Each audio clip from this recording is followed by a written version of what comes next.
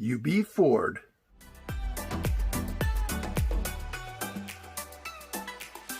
Yesterday was another Ubisoft Forward, which is sort of like their version of a Nintendo Direct, except exclusively focusing on Ubisoft created and published games.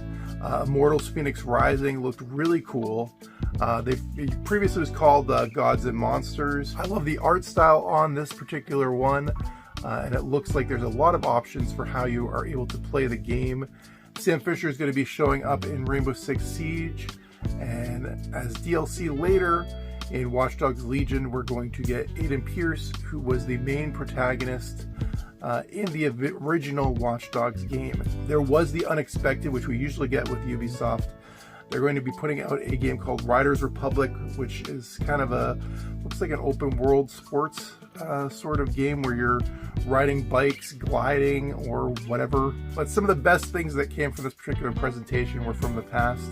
If you return the sands of time back, you would see that one of the hot games Ubisoft used to have in terms of franchises was the Prince of Persia series, and it's been dormant for a long time.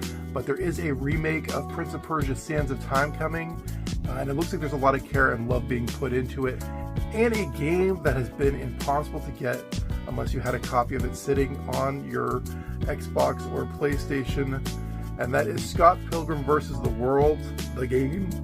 This got delisted, so anyone that wanted to buy it after that particular date, because it was tied in with the Scott Pilgrim movie, wasn't able to get it.